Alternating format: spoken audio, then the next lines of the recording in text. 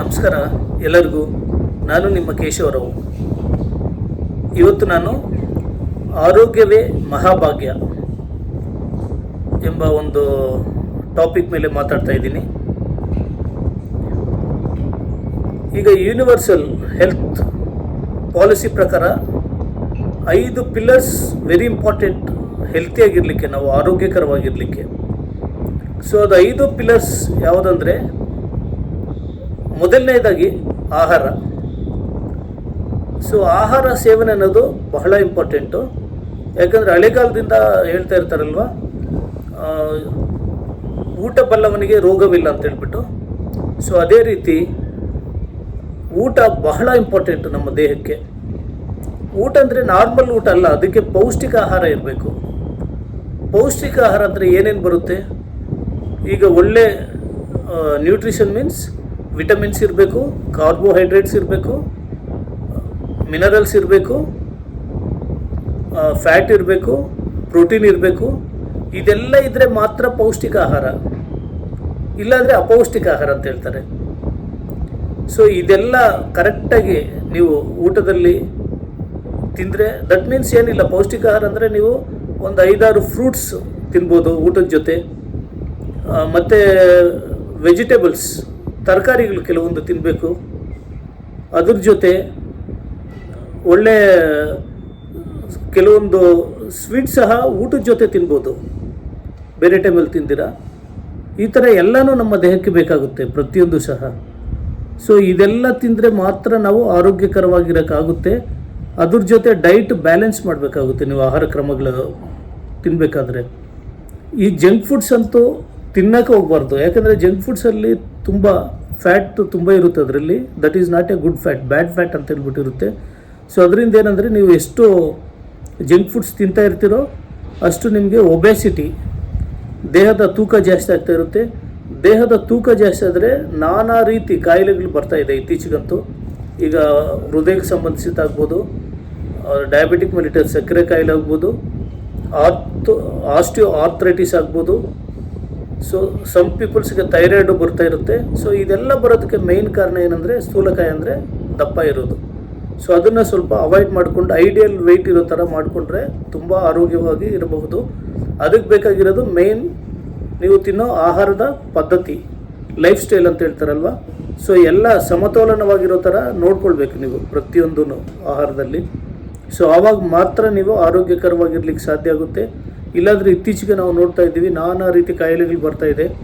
ಸುಮಾರು ಜನ ಈಗ 35 ಇಯರ್ಸು ಅವರೆಲ್ಲನೂ ಕಾರ್ಡಿಯಾಕ್ ಅರೆಸ್ಟ್ ಅಂತ ಹೇಳ್ಬಿಟ್ಟು ಇಮಿಡಿಯೇಟ್ಲಿ ಡೆತ್ ಆಗ್ತಾ ಇದ್ದಾರೆ. ಸೊ ಇದೆಲ್ಲ ಕಾರಣಗಳು ಬಹಳಷ್ಟು ನೋಡ್ತಾ ಇದ್ದೀರಿ ನೀವು. ಯಾಕಂದ್ರೆ ನಾವು ಹೆಲ್ತ್ ಫೀಲ್ಡಲ್ಲಿ ಇದ್ದಿದ್ದಕ್ಕೆ ನಮ್ಗೆ ಅದೆಲ್ಲ ಗೊತ್ತಾಗ್ತಾ ಇರುತ್ತೆ, ನಾವು ಅದ್ರ ಬಗ್ಗೆ ನೋಡ್ತಾ ಇರ್ತೀವಿ. ಸೊ ಎಲ್ಲ ರೀಸನ್ ಮೇಯ್ನ್ ಏನಂದರೆ, ದಪ್ಪ ಆಗ್ತಾ ಇರೋದು, ಅವರು ವೆಯ್ಟ್ ಗೇನ್ ಆಗ್ತಾ ಇರೋದ್ರಿಂದ. ಅದ್ರ ಜೊತೆ ಕಾಂಪ್ಲಿಕೇಶನ್ಸ್ ಇದೆಲ್ಲನೂ ಡಿಸೀಸಸ್ ಬರ್ತಾ ಇರುತ್ತೆ. ಸೊ ಹಾಗಾಗಿ ಅವರು ಪಾಪ ಕಾರ್ಡಿಯಾಕ್ ಅರೆಸ್ಟ್ ಆಗೋದು ಈ ಚಾನ್ಸಸ್ ಎಲ್ಲ ತುಂಬ ಬರ್ತಾ ಇರುತ್ತೆ. ಅದಕ್ಕೋಸ್ಕರ ಏನಂದರೆ, ಪ್ರತಿಯೊಬ್ಬರು ಆಹಾರ ಕ್ರಮನ ತುಂಬ ಚೆನ್ನಾಗಿ ಇಟ್ಕೊಳ್ಬೇಕು. ಒಳ್ಳೆ ಫುಡ್ ತೊಗೊಳ್ಬೇಕು, ಕ್ವಾಲಿಟಿ ಆಫ್ ಫುಡ್ ತೊಗೊಳ್ಬೇಕು, ಮತ್ತು ಕ್ವಾಂಟಿಟಿ ತುಂಬ ತಿನ್ನಬಾರ್ದು. ಹೊಟ್ಟೆ ಹಸಿವಾದರೆ ಎಷ್ಟು ಬೇಕು ಅಷ್ಟೇ ತಿನ್ನಬೇಕಾಗುತ್ತೆ. ಸೊ ಆವಾಗ ಮಾತ್ರ ನೀವು ಆರೋಗ್ಯಕರವಾಗಿರಲಿಕ್ಕೆ ಸಾಧ್ಯ ಆಗುತ್ತೆ. ಅದು ಬಿಟ್ಟು ನೀವು ಮಧ್ಯಾಹ್ನ ಒಂದು ಸಲ ತಿನ್ನೋದು, ಮತ್ತು 4 ಗಂಟೆಗೆ ಒಂದು ಸಲ ತಿನ್ನೋದು, ಮತ್ತು 6 ಗಂಟೆಗೆ ಒಂದು ಸಲ ತಿನ್ನೋದು, ಇದೆಲ್ಲ ಮಾಡಬಾರ್ದು. ಸಾಧ್ಯವಾದಷ್ಟು 2 ಟೈಮ್ ಊಟ ಮಾಡಿದ್ರೆ ತುಂಬ ಚೆನ್ನಾಗಿರುತ್ತೆ.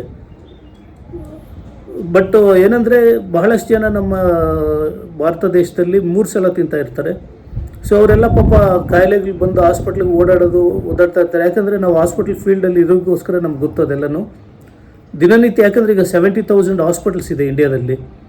70,000 ಹಾಸ್ಪಿಟಲ್ಸ್ ಅಂದರೆ major hospital only, not for small hospitals. ಈ ಕ್ಲಿನಿಕ್ಸ್ ಹೇಳ್ತಾ ಇಲ್ಲ ನಾನು. ಮ್ಯಾಕ್ಸಿಮಮ್ ಒಂದು 50 to 100 ಬೆಡ್ಸು ಇರೋಂಥದ್ದು 70,000 ಹಾಸ್ಪಿಟಲ್ಸ್ ಇದೆ. ಸೊ ಆ ರೀತಿ ತೊಗೊಂಡ್ರೆ more than 4 to 5 lakhs peoples admit ಆಗ್ತಾರೆ ಪರ್ ಡೇ ಇಂಡಿಯಾದಲ್ಲಿ. ಸೊ ಆ ಥರ. ಯಾಕೆಂದರೆ ಎಲ್ಲರಿಗೂ ಪಾಪ ಏನು ಲೈಫ್ ಸ್ಟೈಲಿಂದನೇ ಬಹಳಷ್ಟು ಡಿಸೀಸ್ ಬರೋದು. ಇಲ್ಲ, ಸೆಕೆಂಡ್ ಏನಂದರೆ ಅನ್ಯಾಚುರಲ್ ಹ್ಯಾಪನಿಂಗ್ಸ್, ಏನಾದರೂ ಆಕ್ಸಿಡೆಂಟ್ ಆಗೋದು, that is different issue. Burns ಆಗೋದು ಅಥವಾ ಅಸಾಲ್ಟ್ ಹೊಡೆದಾಡ್ಕೊಳ್ಳೋದು, ಇದೆಲ್ಲ ಆಗಿಬಿಟ್ಟು ಪ್ರಾಬ್ಲಮ್ಸ್ ಆಗುತ್ತಲ್ಲ, ಅದನ್ನು ಬೇರೆ ಸಪ್ರೇಟ್ ಇದು ಅಂತ ಹೇಳ್ತೀವಿ. ಸೊ ಮೇಯ್ನ್ ಏನಂದರೆ ಆಹಾರ ಪದ್ಧತಿ ತುಂಬ ಇಂಪಾರ್ಟೆಂಟ್. ಆಹಾರ ಚೆನ್ನಾಗಿ ತೊಗೊಂಡ್ರೆ ಮಾತ್ರ ನೀವು ಜೀವನ ಸಂತೋಷವಾಗಿ ಹೆಲ್ತಿ ಏಜಿಂಗ್ ಮಾಡ್ಕೊಳ್ಬೋದು, ಓಲ್ಡ್ ಏಜ್ ವರ್ಕ್ ಬಹಳ ಚೆನ್ನಾಗಿರ್ಬೋದು. ಯಾಕಂದರೆ ಮುಂದಿನ ಕಾಲದಲ್ಲೆಲ್ಲ 70, 80, 90, 100 ಇಯರ್ಸ್ ಎಲ್ಲ ಬದುಕ್ತಾಯಿದ್ರು. ಈಗ WHO ಲೈಫ್ ಸ್ಪ್ಯಾನ್ ಏನು ಹೇಳುತ್ತಂದರೆ ಹ್ಯೂಮನ್ದು ಓನ್ಲಿ 65 ಇಯರ್ಸ್ ಅಂತ ಹೇಳುತ್ತೆ. ಸೊ ಅದು ನೀವು ಸ್ವಲ್ಪ ಯೋಚನೆ ಮಾಡಬೇಕು ಸಾರ್ವಜನಿಕರು, ಯಾಕೆ ಇಷ್ಟು ಕಡಿಮೆ ಆಗ್ತಾ ಇದೆ ಆಯುಷು ಈಗಂದರೆ ಮೇಯ್ನ್ ಆಹಾರ ಪದ್ಧತಿ ಸರಿ ಇಲ್ಲ. ಸೊ ಆಹಾರ ಪದ್ಧತಿ ಒಂದು ಸರಿ ಮಾಡ್ಕೊಂಡ್ಬಿಟ್ರೆ ಲೈಫ್ ಹ್ಯಾಪಿಯಾಗಿರ್ಬೋದು, ಸಂತೋಷವಾಗಿ. ಮೊದಲನೇದಾಯಿತು. ಈಗ ಎರಡನೇದು ನೀರು ಬಹಳ ಇಂಪಾರ್ಟೆಂಟ್ ದೇಹಕ್ಕೆ. ಯಾಕಂದರೆ ನಮ್ಮ body made up by water only. ಯಾಕಂದರೆ ನಮ್ಮ ಬಾಡಿಯಲ್ಲಿ 72% ವಾಟರ್ ಇರುತ್ತೆ. ಎಲ್ಲ ಆರ್ಗನ್ಸ್ ಬದುಕೋದು ನೀರಿಂದನೇ. ಊಟ ಇಲ್ದಿರಬೇಕಾದ್ರೆ ನೀವು ಒಂದು 15 ಡೇಸ್, 1 ತಿಂಗಳು ಇರ್ಬೋದು, ನೀರಿಲ್ಲಾಂದರೆ ಇರ್ಲಿಕ್ಕಾಗಲ್ಲ. ಯಾಕಂದರೆ ಪ್ರತಿಯೊಂದು ಜೀವಕಣಗಳಿಗೆ, ಪ್ರತಿಯೊಂದು ಆರ್ಗನ್ಸ್ಗೆ ಎಲ್ಲದಕ್ಕೂ ನೀರು ಬೇಕೇ ಬೇಕು. ಸೊ ಅದು ಸೆಕೆಂಡು ನೀರು ಆ್ಯಕ್ಚುಲಿ ನಾವು ಈಗ ಕುಡಿತಾ ಇದ್ದೀವಲ್ವ, ಅದು ಆಲ್ಮೋಸ್ಟ್ ಆಲ್ ಬ್ಯಾಂಗ್ಳೂರು ಸಿಟಿ ಅಥವಾ ಬೇರೆ ಸಿಟೀಸಲ್ಲೆಲ್ಲ, ಮೇಜರ್ ಸಿಟೀಸಲ್ಲಿ RO ವಾಟರ್ ಅಂತ ಹೇಳ್ಬಿಟ್ಟು ಕುಡಿತಾ ಇದ್ದಾರೆ. RO ಮೀನ್ಸ್ ರಿವರ್ಸ್ ಓಸ್ಮೋಸಿಸಲ್ಲಿ ಯಾವುದೇ ರೀತಿ ಮಿನರಲ್ಸ್ ಇರಲ್ಲ. ಮಿನರಲ್ಸ್ ಅಂದರೆ ಖನಿಜಗಳು. ನಮ್ಮ ದೇಹಕ್ಕೆ ಖನಿಜಗಳು ಬೇಕು. ಈಗ ಜಿಂಕು, ಕ್ರೋಮಿಯಂ ಇದೆಲ್ಲ ಬರುತ್ತಲ್ಲ, ಅದೆಲ್ಲ ಮಿನರಲ್ಸಲ್ಲಿ ಬರುತ್ತೆ. ಸೊ ಪ್ರತಿಯೊಂದು ಬೇಕು, ಅದು ನೀರಿನಲ್ಲಿ ಇರುತ್ತೆ. ಆದರೆ ನಾವು RO ವಾಟರ್ ಕುಡಿಯೋದ್ರಿಂದ that is RO water called dead water. ನೀರಿನಲ್ಲಿ ಆ್ಯಕ್ಚುಲಿ ಕ್ವಾಲಿಟಿ ಆಫ್ ವಾಟ್ರಲ್ಲಿ ಏನೇನು ಇರಬೇಕಾಗುತ್ತಂದರೆ, ಒಂದು ಆಲ್ಕಲೈನ್ ಇರಬೇಕು. ನಮ್ಮ ಬಾಡಿ 7.8 ಅಬೋವ್ ಆಲ್ಕಲೈನ್ನ ಎಲ್ಲ ಆರ್ಗನ್ಸಿಗೂ ಕೊಡಬೇಕಾಗುತ್ತೆ ನಾವು ನೀರನ್ನ. ಬಟ್ ನಾವು RO ವಾಟರ್ ಅಂತ ಏನು ಫಿಲ್ಟರ್ ವಾಟರ್ ಯೂಸ್ ಮಾಡ್ತಾ ಇದ್ವೋ ಅದು ಕೊಡೋದ್ರಿಂದ ನಮ್ಮ ದೇಹಕ್ಕೆ ಏನು ಆಲ್ಕಲೈನ್ ಬೇಕೋ ಅದು ಸಿಗೋದಿಲ್ಲ. ಯಾಕಂದರೆ ಅದೆಲ್ಲ 5-6 pH ಲೆವೆಲಲ್ಲಿ ಇರುತ್ತೆ. ಆ್ಯಕ್ಚುಲಿ pH ಲೆವೆಲ್ 7.8 ಅಬೋವ್ ಇರಬೇಕು. 8, 8.5, 9ವರೆಗೂ 9.5ವರೆಗೂ ಕುಡಿಬೋದು ನಾವು. ಅದು ಕುಡಿಯೋದ್ರಿಂದ ನಮ್ಮ ಆರ್ಗನ್ಸ್ ಹೆಲ್ತಿಯಾಗಿರುತ್ತೆ ಮತ್ತು ತುಂಬ ಚೆನ್ನಾಗಿ ಆ್ಯಕ್ಟಿವ್ ಆಗಿರ್ಬೋದು, ಹೆಲ್ತಿ ಏಜಿಂಗ್ ಆಗ್ಬೋದು. ಅದ್ರ ಜೊತೆ ಇನ್ನೊಂದು ಪ್ರಾಪರ್ಟಿ ಇರುತ್ತೆ ವಾಟ್ರಲ್ಲಿ, ಆ್ಯಂಟಿ ಆಕ್ಸಿಡೆಂಟ್ಸ್ ಅಂತ ಹೇಳ್ಬಿಟ್ಟು. ಆ್ಯಂಟಿ ಆಕ್ಸಿಡೆಂಟ್ಸ್ ಇರೋಂಥ ನೀರು ಇದ್ದರೆ ಮಾತ್ರ ತುಂಬ ಚೆನ್ನಾಗಿ ನಾವು ಹೆಲ್ತಿಯಾಗಿರ್ಬೋದು. ಈಗ ನೀವು ಅಂದ್ಕೊಳ್ಬೋದು ಗಂಗಾ ನದಿ ಅಂತ ಹೇಳ್ಬಿಟ್ಟಿದೆ. ಗಂಗಾ ನದಿ ನೀರು ಪವಿತ್ರ ಅಂತ ಹೇಳ್ತಾರೆ. What is the reason? ಏನು ಪವಿತ್ರ ಅದು? ಈ ಗಂಗಾ ಇದಕ್ಕೆ ಹೋದ್ರೆ ಅದು ನೀರು ತಂದುಬಿಟ್ಟು ನಮ್ಮ ಮನೇಲಿ ಇಟ್ಕೊಂಡು ಸುಮಾರು ದಿನ ನಾವು ಅದನ್ನೆಲ್ಲ ಯೂಸ್ ಮಾಡ್ತಾ ಇರ್ತಾರೆ, ದೇವ್ರಿಗೆ ಇದು ಹಾಕ್ಕೊಳ್ಳೋದು ಅಥವಾ ಯಾವುದಕ್ಕಾದ್ರೂ ಯೂಸ್ ಮಾಡೋದು. ಯಾಕಂದರೆ ದಟ್ ಈಸ್ ಒಳ್ಳೆ ನೀರು ಅದು. ಅದರಲ್ಲಿ ನಿಮಗೆ ಆಲ್ಕಲೈನ್ ಇರುತ್ತೆ, ಆ್ಯಂಟಿ ಆಕ್ಸಿಡೆಂಟ್ಸ್ ಇರುತ್ತೆ ಮತ್ತು ಮೈಕ್ರೋ ಕ್ಲಸ್ಟರ್ ಅಂದರೆ ಅದು ನೀವು ಕುಡಿದ್ರೆ ಡೈರೆಕ್ಟಾಗಿ ಸೆಲ್ಸ್ ಒಳಗೆ ಹೋಗುತ್ತೆ. ಕ್ಲಸ್ಟರ್ಸ್ ಕಡಿಮೆ ಇದರಲ್ಲಿ ಇರುತ್ತೆ. ಅದು ಕ್ಲಸ್ಟರ್ಸ್ 5 to 6 ಮಾಲಿಕಲ್ಸ್ ಇರುತ್ತೆ. ಅದೇನೆಂದರೆ ನಮ್ಮ ಬಾಡಿಯಲ್ಲಿರೋ ಆರ್ಗನ್ಸ್, ಬ್ಲಡ್ ಸೆಲ್ಸ್ ಚೆನ್ನಾಗಿ ಆ ನೀರನ್ನ ಹೀರ್ಕೊಳ್ಳುತ್ತೆ. ಆರ್ಗನ್ಸ್ಗೆಲ್ಲ ಯೂಸ್ ಆಗುತ್ತೆ ಆ ನೀರು. ನಾವು ಕುಡಿಯೋ RO ವಾಟ್ರಲ್ಲಿ ಏನಾಗುತ್ತೆ ಅಂದರೆ ದಟ್ ಈಸ್ ಆ್ಯಕ್ಚುಲಿ ನಾವು ದಾಹ ತೀರಿಸ್ಕೊಳ್ತೀವಿ ಹೊರತು ನಮ್ಮ ಆರ್ಗನ್ಸ್ಗೆ ಸರಿಯಾಗಿ ಸೇರೋದಿಲ್ಲ ನೀರು. ಸೊ ಇದು ಒಂದು ರೀಸನ್ನಿಂದ ನಮಗೆ ತುಂಬ ಕಾಯಿಲೆಗಳು ಬರ್ತಾಯಿದೆ. ಅದೊಂದು. ಸೆಕೆಂಡ್, ಮೂರನೇದು ಏನು ಅಂದರೆ ದಟ್ ಈಸ್ ವಾಟರ್ ಆಯ್ತು. ಈಗ ಮೂರನೇದು ಆ್ಯಕ್ಚುಲಿ ನಾವು ಎಕ್ಸರ್ಸೈಸ್ ಮಾಡಬೇಕಾಗುತ್ತೆ. Okay, exercise also very important in the life. ನಮ್ಮ ದೇಹಕ್ಕೆ ವ್ಯಾಯಾಮ ಇಲ್ಲಾದರೂ ಸಹ ನಮ್ಮ ಹೆಲ್ತು, ಆರೋಗ್ಯ ಕೆಡುತ್ತೆ. ಪ್ರತಿನಿತ್ಯ ಈಗ ನಾವು ಜನ ಏನು ಹೇಳ್ತಾರೆ ಅಂದರೆ, ಪ್ರತಿಯೊಬ್ಬರು ನಾವು ಫುಲ್ ಬ್ಯುಸಿ, ನಮಗೆ ಎಕ್ಸರ್ಸೈಸ್ ಮಾಡೋಕ್ಕಾಗಲ್ಲ, ಒಂದು 1/2 hour 1 hour ಟೈಮ್ ಸ್ಪೆಂಡ್ ಮಾಡೋಕ್ಕಾಗೋದಿಲ್ಲ ವ್ಯಾಯಾಮಕ್ಕಾಗಿ ಅಂತ ಇದೇ ರೀತಿ ನಾನು ಕೇಳ್ಪಡ್ತಾ ಇರ್ತೀನಿ. ಬಟ್ 24 ಗಂಟೆಯಲ್ಲಿ ನಮಗೆ ಒಂದು 8 hour ನಿದ್ದೆ ಹೋದರೂ ಸಹ ಮಿಕ್ಕಿದ 16 hours ಒಂದು 9-10 hours ಕೆಲಸ ಮಾಡಿದ್ರು ಸಹ ಮಿಕ್ಕಿದ್ದು ಒಂದು 3-4 hours ಇರುತ್ತಲ್ವ, ಅದನ್ನು ಯಾಕೆ ಯುಟಿಲೈಸ್ ಮಾಡ್ಕೊಳ್ಬಾರ್ದು ನಮ್ಮ ವ್ಯಾಯಾಮಕ್ಕೋಸ್ಕರ? ವ್ಯಾಯಾಮ ಏನು 4-5 hour ಮಾಡಬೇಕಂತ ಏನಿಲ್ಲ. ಜಸ್ಟ್ ಫಾರ್ ಡೈಲಿ ಒಂದು ಅರ್ಧ ಗಂಟೆ ವಾಕಿಂಗ್ ಆಗ್ಬೋದು, ಜಿಮ್ಗೆ ಹೋಗ್ಬೋದು, ಅಥವಾ ಎಕ್ಸರ್ಸೈಸ್ ಮಾಡ್ಬೋದು, ಅಥವಾ meditation is very very important. ನಾವು ಆರೋಗ್ಯಕರವಾಗಿರೋಕ್ಕೆ ತುಂಬ ಅನುಕೂಲ ಆಗುತ್ತೆ ಮೆಡಿಟೇಷನ್. ಈಗ ಮೆಡಿಟೇಷನ್ನಲ್ಲಿ ನಿಮ್ಮ ಏಜ್ಗೆ ತಕ್ಕಂಗೆ, ಈಗ ಫಾರ್ ಎಕ್ಸಾಂಪಲ್ ಒಂದು 50 years ಅವರಿದ್ದರೆ 50 minutes ಮಾಡಿದ್ರೆ ತುಂಬ ಒಳ್ಳೆಯದು. ಕಾಮಾಗಿ ಕೂತ್ಕೊಳ್ಬೇಕು ಒಂದು ರೂಮಲ್ಲಿ, ಈ ಥರ ಕೈಗಳಿಟ್ಕೊಂಡು ಜಸ್ಟ್ ಕಣ್ಣು ಮುಚ್ಕೊಂಡಿರೋದಷ್ಟೇ. ಒಂದು ಸ್ವಲ್ಪ ದಿನ ಏನೇನೋ ಯೋಚನೆಗಳು ಬರ್ತಾ ಇರುತ್ತೆ, ಬಟ್ ಅದು ಹೋಗ್ತಾ ಒಂದು 40-50 ಡೇಸ್ ಆದ ಕೂಡಲೇ ಎಲ್ಲ ಬ್ಲ್ಯಾಂಕ್ ಆಗಿಬಿಟ್ಟು ಒಂದು ಸ್ಟಾರ್ ಥರ ಕಾಣಿಸುತ್ತೆ ಮೆಡಿಟೇಷನ್ ಮಾಡೋರಿಗೆ. ಸೊ ಆ ಥರ ಮಾಡಬೇಕು. ಮೆಡಿಟೇಷನ್ ಮಾಡೋದ್ರಿಂದ ನಿಮ್ಮ ಮೈಂಡೆಲ್ಲ ಕಾಮ್ ಆಗುತ್ತೆ. ಸೊ ಯಾವುದೇ ರೀತಿ ಸ್ಟ್ರೆಸ್ ಇದ್ದರೂ ಸಹ ಹೋಗ್ಬಿಡುತ್ತೆ. ಅದರಿಂದ ನಿಮ್ಗೆ ಆರೋಗ್ಯ ತುಂಬ ಚೆನ್ನಾಗಿರುತ್ತೆ. ಯಾಕಂದರೆ ಸ್ಟ್ರೆಸ್ ಒನ್ಸ್ ಬಂದರೆ ಬೇರೆ ಬೇರೆ ಕಾಂಪ್ಲಿಕೇಶನ್ಸ್ ಆಗ್ತಾ ಇರುತ್ತೆ. ಸೊ ಅದರಿಂದನೇ ಆ್ಯಕ್ಚುಲಿ ಬಾಡಿಯಲ್ಲಿ ಶುಗರ್ ಲೆವೆಲ್ಸ್ ಎಲ್ಲ ಜಾಸ್ತಿ ಆಗೋದು, ರಕ್ತದ ಒತ್ತಡ, BP ಅಂತ ಏನು ಹೇಳ್ತೀವಲ್ವ ನಾವು, ಹೈಪರ್ ಟೆನ್ಷನ್ ಅಂತ, ಇದೆಲ್ಲ ಆಗೋದು ಸೇಮ್ ಸ್ಟ್ರೆಸ್ಸಿಂದ. ಅದನ್ನು ಕಂಟ್ರೋಲ್ ಮಾಡ್ಕೊಳ್ಳೋದು ನಿಮ್ಮ ಕೈಲಿದೆ. ಸೊ ಅದಕ್ಕೆ ಕಂಪಲ್ಸರಿ ವ್ಯಾಯಾಮ ಬೇಕೇ ಬೇಕು. ಪರ್ ಡೇ ಅಟ್ಲೀಸ್ಟ್ ಅರ್ಧ ಗಂಟೆ ಆದರೂ ಮಾಡಬೇಕಾಗುತ್ತೆ. ಸೊ ಇದೊಂದು. ನೆಕ್ಸ್ಟು 4ನೇದು ನಿದ್ದೆ ಸಹ ಭಾಳ ಇಂಪಾರ್ಟೆಂಟು ನಮ್ಮ ದೇಹಕ್ಕೆ. ಯಾಕಂದರೆ ಈಗ ನೈಟಲ್ಲಿ ನಮ್ಮ ಆರ್ಗನ್ಸ್ ನಿದ್ದೆ ಮಾಡೋ ಟೈಮಲ್ಲಿ ತುಂಬ ಫಂಕ್ಷನ್ಸ್ ಮಾಡುತ್ತೆ, ಎಲ್ಲ ರಿಪೇರ್ ಮಾಡುತ್ತೆ. ನಾವೇನು ಡೇ ಟೈಮ್ ಊಟ ಮಾಡುತ್ತೋ ಅದೆಲ್ಲ ಡೈಜೆಷನ್ ಆಗೋದು ಇದೆಲ್ಲ ನೈಟ್ ಟೈಮೇ ಜಾಸ್ತಿ. ಮೆಲಟೋನಿನ್ ಅಂತ ಹೇಳ್ಬಿಟ್ಟು ಒಂದು ಹಾರ್ಮೋನ್ ರಿಲೀಸ್ ಮಾಡುತ್ತೆ. ಸೊ ಅದು ರಿಲೀಸ್ ಮಾಡಿದಾಗ ಏನಾಗುತ್ತೆ ಅಂದರೆ ಅದೆಲ್ಲ ನಿಮ್ಗೆ ಅದು ಬೇಕೇ ಬೇಕು, ಅದೆಲ್ಲ ಹಾರ್ಮೋನ್ಸು. ಮತ್ತು ಆರ್ಗನ್ಸ್ ಎಲ್ಲ ತುಂಬ ಚೆನ್ನಾಗಿ ನೈಟ್ ನಿದ್ದೆ ಮಾಡುವಾಗ ರೆಸ್ಟ್ ತೊಗೊಳುತ್ತೆ. ನಿಮ್ಮ ಬಾಡಿ ಎಲ್ಲ ಆರ್ಗನ್ಸ್ಗೂ ರೆಸ್ಟ್ ಸಿಗುತ್ತೆ. ಪ್ಲಸ್ಸು ಫಂಕ್ಷನಿಂಗ್ ಚೆನ್ನಾಗಿ ಮಾಡ್ತಾ ಇರುತ್ತೆ. ಸೊ ಅದಕ್ಕೋಸ್ಕರ ನೀವು ಕಂಪಲ್ಸರಿ ಏನಂದರೆ ರೆಸ್ಟ್, ನಿದ್ದೆ ಅಂತೂ ಬೇಕೇ ಬೇಕು. ಅದು ಡೀಪ್ ಸ್ಲೀಪ್ ನೈಟ್ ಮಾತ್ರ ಮಾಡಬೇಕು, ಡೇ ಟೈಮಲ್ಲ. ಈಗ ನಾವು ನೋಡ್ತಾ ಇದ್ದೀವಿ ಎಷ್ಟೋ ಜನ ಸಾಫ್ಟ್ವೇರ್ ಇಂಜಿನಿಯರ್ಸ್ಗೆ ಬರೀ ನೈಟ್ ಡ್ಯೂಟಿ ಇರುತ್ತೆ, ಡೇ ಟೈಮಲ್ಲಿ ಬಂದು ಮಲಗ್ತಾ ಇರ್ತಾರೆ. But that is not A good. ಯಾಕಂದರೆ ಚಂದ್ರ ಇರೋ ಟೈಮಲ್ಲಿ ನಾವು ನಿದ್ದೆ ಮಾಡಬೇಕು, ಸೂರ್ಯ ಇರೋ ಟೈಮಲ್ಲಿ ನಿದ್ದೆ ಮಾಡಬಾರ್ದು.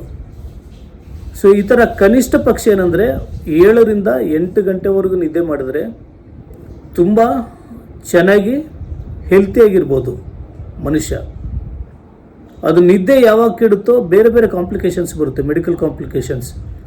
ಈಗ ಡೆಮೆನ್ಷಿಯಾ ಅಂತ ಹೇಳ್ತಾರೆ, ಅದು ಬರುತ್ತೆ. ಮತ್ತು ಕಾರ್ಡಿಯೋವ್ಯಾಸ್ಕ್ಯುಲರ್ ಡಿಸೀಸಸ್, ಏನು ನಮ್ಮ ಹೃದಯಕ್ಕೆ ಸಂಬಂಧಿಸಿದ್ದು ವೆಸಲ್ಸ್ ಇರುತ್ತಲ್ಲ, ಬ್ಲಡ್ ಸರ್ಕ್ಯುಲೇಷನ್ದು, ಅದು ಡಿಸೀಸ್ ಬರೋ ಚಾನ್ಸಸ್ ಇದೆ. ಈ ಥರ ತುಂಬ ಇರುತ್ತೆ, ಎಕ್ಸಾಂಪಲ್ಸ್ ಹೇಳ್ಕೊಂಡು ಹೋಗ್ತಾ ಇದ್ರೆ ನಾವು. ಸೊ ಇದೆಲ್ಲ ನೀವು ತಡೆಗಟ್ಟಬೇಕಂದ್ರೆ ನಿದ್ದೆ ಕಂಪಲ್ಸರಿ ಮಾಡಬೇಕು. ಎಷ್ಟೇ ಟೆನ್ಷನ್, ಎಷ್ಟೇ ಸ್ಟ್ರೆಸ್ ಇದ್ದರೂ ಸಹ ನೀವು ನಿದ್ದೆ ಒಂದು ಮಾಡಬೇಕಾಗುತ್ತೆ. ಮಾಡೋದ್ರಿಂದ ನೀವು ಆರೋಗ್ಯಕರವಾಗಿ ಇರಲಿಕ್ಕೆ ಒಂದು ಅನುಕೂಲ ಆಗುತ್ತೆ. Next last point, 5th point is ಒಂದು ಪಾಸಿಟಿವ್ ಮೈಂಡ್ ಸೆಟ್ ಇರಬೇಕಾಗುತ್ತೆ. This is very important, positive mind set. ಯಾಕಂದರೆ ಈಗ ನಾವು ನೋಡ್ತಾ ಇದ್ದೀವಿ ಈಗಿನ ಕಾಲದ ಜನಗಳಿಗೇನೆಂದರೆ, ಸಾರ್ವಜನಿಕರು ಪ್ರತಿಯೊಬ್ಬರು ನಾವು ನೋಡ್ತಾ ಇದ್ದೀವಿ ಕಾಂಪಿಟಿಷನ್ ಲೈಫ್, ಪ್ರತಿಯೊಬ್ಬರಿಗೆ ಆಸೆಗಳು. ಯಾಕಂದರೆ ಸಂಪಾದನೆ ಮಾಡಬೇಕು, ಸಿಕ್ಕಾಪಟ್ಟೆ ದುಡ್ಡು ಮಾಡಬೇಕು, ಬರೀ ಇದೇ ಮೈಂಡಲ್ಲಿ ಇರುತ್ತೆ ಅವ್ರಿಗೆ. ಈ ಮೈಂಡಲ್ಲಿ ಇದ್ಬಿಟ್ಟು ದುಡಿದು ಅವ್ರು ಏನು ಮಾಡ್ತಾರೆ ಅಂದರೆ ಸ್ಟ್ರೆಸ್ ಜಾಸ್ತಿ ಮಾಡ್ಕೊಂಡು ಬಿಡ್ತಾರೆ. ಅವರ ಆರೋಗ್ಯದ ಕಡೆ ಏನು 5 ಪಿಲ್ಲರ್ಸ್ ಅಂತ ನಾವು ಹೇಳಿದ್ವಲ್ಲ ಇಷ್ಟೊತ್ತು, ಅದನ್ನು ಫಾಲೋನೇ ಮಾಡೋದಿಲ್ಲ ಅವರೆಲ್ಲ, ಬರೇ ದುಡಿಬೇಕು. ಸೊ ಅದು ದುಡಿಯೋದಿಲ್ಲ ಆದರೆ ಏನಾಗುತ್ತೆ ಅಂದರೆ, ಸಮ್ ಪೀಪಲ್ಸ್ ಏನಂದರೆ ಇನ್ನೊಬ್ಬರು ನೋಡ್ಬಿಟ್ಟು ಜಲಸ್ ಪಡೋದು. ಈಗ ಅವ್ರ ಹತ್ರ ಒಂದು ಒಳ್ಳೆ ಕಾರ್ ಇರುತ್ತೆ, ಬೇರೆ ಮನೆ ಹತ್ರ ಮರ್ಸಿಡೆಸ್ ಬೆಂಜ್ ಯಾವುದಾದ್ರು, ಇವ್ರಿಗೇನಂದರೆ ಅದು ತೊಗೊಳ್ಬೇಕು, ನನ್ನ ಹತ್ರ ಇಲ್ವಂತ ಜಲಸ್ಸು. ಅದಕ್ಕೋಸ್ಕರ ಸಿಕ್ಕಾಪಟ್ಟೆ ಕಷ್ಟಪಡೋದು. ಬಟ್ ಅದು ಮಾಡ್ಕೊಳ್ಬಾರ್ದು. ಯಾಕಂದರೆ ಆಸೆ ಅನ್ನೋದು ಒಂದು ಮಿತಿ ಇರಬೇಕು. ಅತಿ ಆಸೆ ಆದರೆ ದಟ್ ಈಸ್ ತೊಂದರೆ ಆಗುತ್ತೆ ತುಂಬ. ಜಲಸ್ ನಮ್ಮ ಮೆಡಿಕಲ್ ಇದರಲ್ಲಿ ಅದಕ್ಕೆ ICD ಕೋಡಿಂಗ್ ಇದೆ, ಇಂಟರ್ನ್ಯಾಷನಲ್ ಕ್ಲಾಸಿಫಿಕೇಷನ್ ಆಫ್ ಡಿಸೀಸಲ್ಲಿ ಡಿಸಾರ್ಡರ್ ಅದು ಜಲಸ್ ಆಲ್ಸೋ, F22 ಅಂತ ಹೇಳ್ಬಿಟ್ಟು ಅದು ಕೋಡ್ ನಂಬರು. ಸೊ ಈ ಥರ ಇದ್ದಾಗ ಏನಾಗುತ್ತೆ ಅಂದರೆ, ಸೊ ಅದು ಭಾಳ ಜನಕ್ಕೆ ಗೊತ್ತಿಲ್ಲ. ಅದು ಜಲಸ್ ಅಂದರೆ ನಾರ್ಮಲ್ ಇದನ್ಕೊಳ್ತಾರೆ, ಬಟ್ ದಟ್ ಈಸ್ ಡಿಸಾರ್ಡರ್ ಅಂದಾಗ ನಾವು ಕೇರ್ಫುಲ್ಲಾಗಿರಬೇಕು. ಜಾಸ್ತಿ ಜಲಸ್ ಪಡೋಕ್ಕೆ ಹೋದರೆ ನಮ್ಮ ಆರೋಗ್ಯ ನಾವು ಕೆಡಿಸ್ಕೊಳ್ತೀವಿ.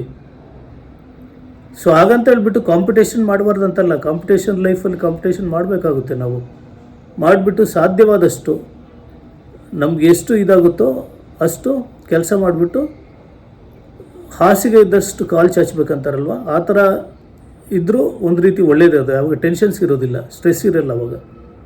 ಅದು ಬಿಟ್ಬಿಟ್ಟು ನಮ್ಮ ಕೈಯಲ್ಲಿ ಈಗ 50,000 ಅರ್ನ್ ಮಾಡ್ತಾಯಿದ್ರೆ 1 lakh rupees ಖರ್ಚು ಮಾಡೋಂಗಿದ್ರೆ ತುಂಬ ಕಷ್ಟ ಆಗಿಬಿಡುತ್ತೆ.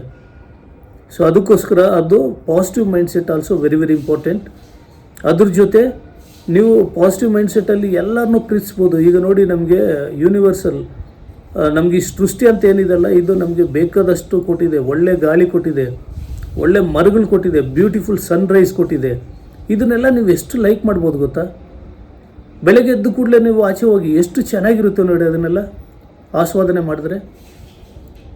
ತಣ್ಣನೆ ಗಾಳಿ ಹತ್ರ ಮರದ ಕೆಳಗೆ ಕೂರ್ರಿ, ಎಷ್ಟು ಹ್ಯಾಪಿ ಆಗುತ್ತೆ. ಸೊ ಇದನ್ನೆಲ್ಲ ಲೈಕ್ ಮಾಡಿ ನೀವು. ಆವಾಗ ಏನಾಗುತ್ತೆ ಅಂದರೆ ನಿಮಗೆ ಒಂಥರ ಮನಃಶಾಂತಿ ಆಗುತ್ತೆ. ಇಫ್ ಪಾಸಿಬಲ್ ಇದ್ದರೆ ಅಲ್ಲಿ ಹೋಗಿ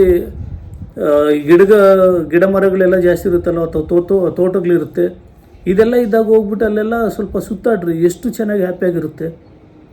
ಯಾಕಂದರೆ ಫಿಯರ್ನೆಸ್ ಇರಬಾರ್ದು. ಫಿಯರ್ನೆಸ್ ಇರೋದಕ್ಕಿಂತ ನಾವು ಲೈಕ್ ಮಾಡಬೇಕು. ನೀವು ಎಷ್ಟು ಲೈಕ್ ಮಾಡಿ ಎಷ್ಟು ಚೆನ್ನಾಗಿರ್ತೀರ, ಆವಾಗ ನಿಮಗೆ ಒಳ್ಳೆ ಹ್ಯಾಪಿ ಹಾರ್ಮೋನ್ಸ್ ರಿಲೀಸ್ ಆಗುತ್ತೆ ಬಾಡಿಯಲ್ಲಿ. ಸೊ ಅದೆಲ್ಲ ನಿಮಗೆ ಆರೋಗ್ಯಕರವಾಗಿರಲಿಕ್ಕೆ ಒಂದು ಹೆಲ್ಪ್ಫುಲ್. ಸೊ ಅದರಿಂದ ಏನಂದರೆ ಈ 5 ಪಿಲ್ಲರ್ಸು ತಪ್ಪದೆ ಯಾರು ಪಾಲಿಸ್ತಾರಲ್ವ ಅವರೆಲ್ಲರೂ ಜೀವನದಲ್ಲಿ ತುಂಬ ಸಂತೋಷವಾಗಿರ್ತಾರೆ. ಒಂದು. ಎರಡನೇದೇನೆಂದರೆ ಅವ್ರಿಗೆ ಯಾವುದೇ ರೀತಿ ಕಾಯಿಲೆಗಳು ಅಷ್ಟು ಈಸಿಯಾಗಿ ಬರೋದಿಲ್ಲ, ಪ್ರಿವೆನ್ಷನ್ ಆಗುತ್ತೆ ಕಾಯಿಲೆಗಳೆಲ್ಲ. ಯಾಕಂದರೆ ಅವರು ಒಳ್ಳೆ ಊಟ ಮಾಡ್ತಾರೆ, ಚೆನ್ನಾಗಿ ಒಳ್ಳೆ ನೀರು ಕುಡಿತಾರೆ, ಒಳ್ಳೆ ಎಕ್ಸರ್ಸೈಸ್ ಮಾಡ್ತಾರೆ, ಚೆನ್ನಾಗಿ ನಿದ್ದೆ ಮಾಡ್ತಾರೆ, ಪಾಸಿಟಿವ್ ಥಿಂಕಿಂಗ್ ಮಾಡ್ತಾ ಇರ್ತಾರೆ. ಇದೆಲ್ಲ ಮಾಡೋದ್ರಿಂದ ಏನಾಗುತ್ತೆ ಅಂದರೆ they are very happy. Healthy ageing ಸಹ ಆಗುತ್ತೆ ಅವ್ರಿಗೆ. ವಯಸ್ಸಾಗ್ತಾ ಅವ್ರಿಗೆ ಅನಿಸೋದೇ ಇಲ್ಲ ನಮಗೆ ವಯಸ್ಸಾಗ್ತಾ ಇದೆ ಅಂತ, ಅಷ್ಟು ಹ್ಯಾಪಿಯಾಗಿರ್ತಾರೆ. ಸೊ ಆ ರೀತಿ ಇರಬೇಕು ಹೊರತು ನಾವು ಯಾವಾಗಲೂ ಸ್ಟ್ರೆಸ್ ಲೈಫ್ ತುಂಬ ಮಾಡ್ಕೊಳಕ್ಕೆ ಹೋಗ್ಬಾರ್ದು. ಸ್ಟ್ರೆಸ್ ಲೈಫ್ ಎಷ್ಟು ಮಾಡ್ಕೊಳ್ತಾ ಇರ್ತೋ ಅಷ್ಟು ವಿ ಆರ್ ಲೂಸರ್ಸ್. ನಮಗೆ ಜೀವನದಲ್ಲಿ ತೊಂದರೆಗಳು ಬಹಳ ಆಗುತ್ತೆ. ತೊಂದರೆ ಆದಷ್ಟು ನೀವು ಹಾಸ್ಪಿಟ್ಲಿಗೆ ಎಕ್ಸ್ಪೆನ್ಸ್ ಮಾಡಲಿಕ್ಕೆ ಆಗೋದಿಲ್ಲ. ಒನ್ಸ್ ಮೇಜರ್ ಡಿಸೀಸಸ್ ಏನಾದರೂ ಸ್ಟಾರ್ಟ್ ಆಗಿಬಿಟ್ರೆ ಇಡೀ ಆಸ್ಪತ್ರೆಗೆ ನೀವು ಸಂಪಾದನೆ ಮಾಡಿದ ದುಡ್ಡೆಲ್ಲ ಆಸ್ಪತ್ರೆಗೆ ಕೊಡಬೇಕಾಗುತ್ತೆ. ಎಷ್ಟು ಕೊಟ್ಟರೂ ಸಾಕಾಗಲ್ಲ, ಆ ಥರ ಇರುತ್ತೆ. ಅದಕ್ಕೋಸ್ಕರ ಏನಂದರೆ prevention is better then cure ಅಂತ ಹೇಳ್ಬಿಟ್ಟು ನಮ್ಮ ಹೆಲ್ತಲ್ಲಿ ಒಂದು ಸ್ಲೋಗನ್ ಇದೆ.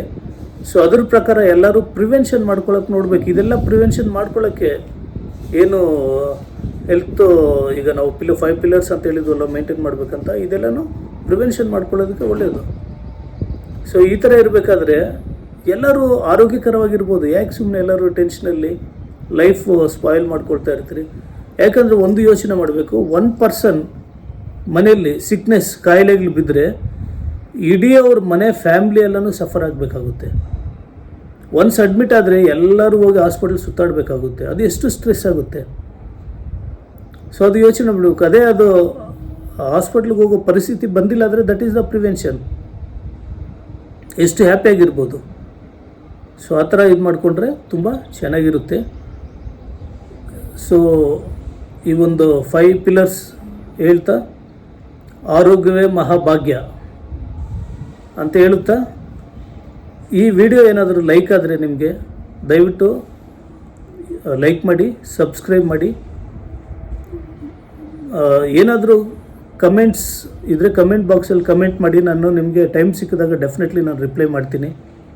ಯಾಕಂದರೆ ನೀವು ಬೇಕಾದ್ರೆ ಇನ್ನೂ ಕೆಲವ್ರಿಗೆಲ್ಲ ಡೌಟ್ಸ್ ಇರ್ಬೋದು, ಏನೇನು ಫುಡ್ ತೊಗೊಂಡ್ರೆ ಒಳ್ಳೇದು ಅಂತ ಹೇಳ್ಬಿಟ್ಟು, ಯಾವ ಥರ ಗುಡ್ ನ್ಯೂಟ್ರಿಷನ್ ತೊಗೊಂಡ್ರೆ ಚೆನ್ನಾಗಿರ್ಬೋದು, ನಾವು ಯಾವ ಆಹಾರ ಕ್ರಮ ಪದ್ಧತಿ ಚೇಂಜ್ ಮಾಡಿಕೊಂಡ್ರೆ ನಾವು ಆರೋಗ್ಯಕರವಾಗಿರ್ಬೋದು ಅಂತ ಡೌಟ್ಸ್ ಇದ್ದರೆ ನೀವು ಡೆಫಿನೆಟ್ಲಿ ನನಗೆ ಬೇಕಾದರೆ ಕಮೆಂಟ್ ಬಾಕ್ಸಲ್ಲಿ ಕಮೆಂಟ್ ಮಾಡಿ, ನಿಮ್ಮ ಮೊಬೈಲ್ ನಂಬರ್ ಹಾಕಿ. ನಾನು ಫ್ರೀ ಇದ್ದಾಗ ನಿಮಗೆ ಫೋನ್ ಮಾಡ್ತೀನಿ. Because I am busy person. So ಅದರಿಂದ ಡೆಫಿನೆಟ್ಲಿ ನಾನು ನಿಮಗೆ ರಿಪ್ಲೈ ಕೊಡ್ತೀನಿ ಎಲ್ಲನೂ ಅಂತ ಹೇಳುತ್ತಾ, so this is enough. Thank you very much. ನಮಸ್ಕಾರ.